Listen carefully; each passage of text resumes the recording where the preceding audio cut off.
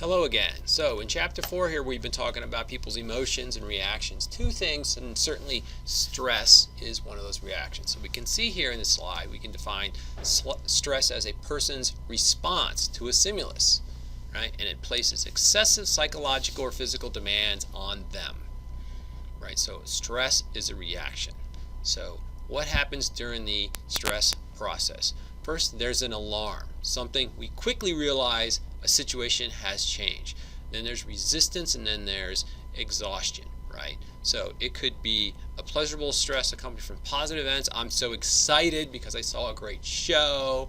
Or it could be an unpleasant stress, which is generally what we are more likely to think of when we talk about a stressful environment.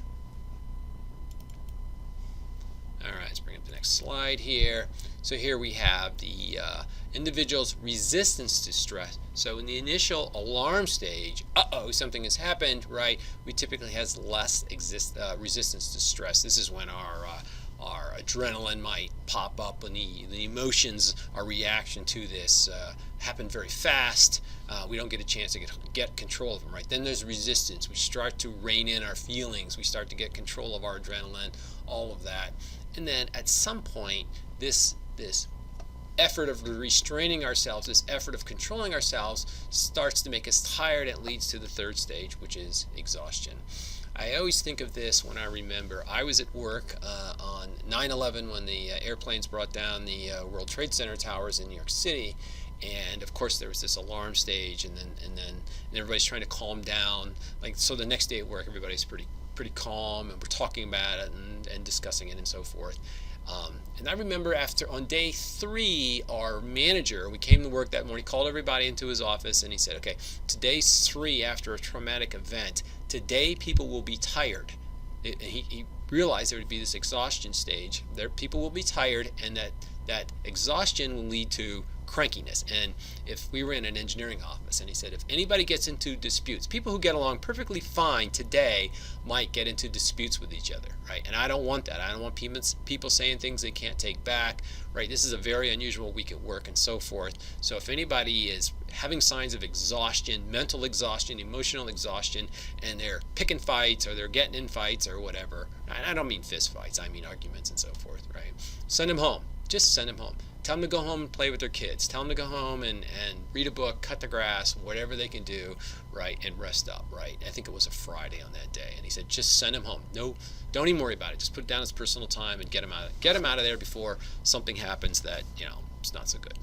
And I thought that was very, very insightful of him. And sure enough, that's what happened, right? That day, everybody felt exhausted, and everybody was tired, and we were really worried about how things were going to go, right? So what are common causes of stress? Here we have organizational stressors, right? Things have happened, and then we feel like things might get out of control. We're really feeling pushed for something, right? Or life stressors, right? Keep in mind that people have lives outside of the work. As a matter of fact, most of their life is outside of work. So it could be medical issues, it could be family issues, it could be family relationships issues, right?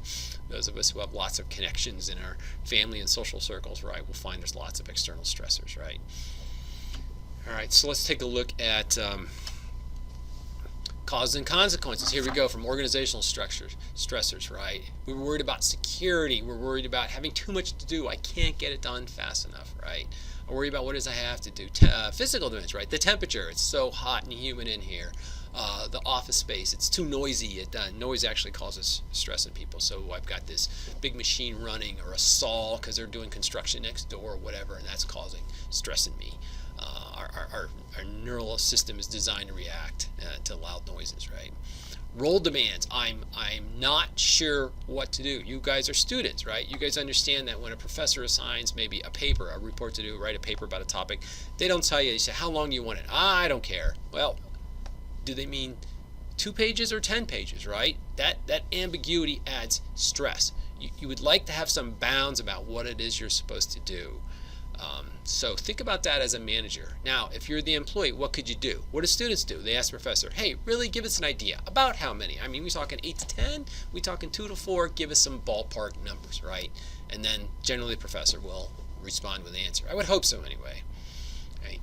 So when confronted with ambiguity, it is okay to ask. It is okay to dig into it. All right, I think we'll take a quick break here, and then we'll come back to this chart.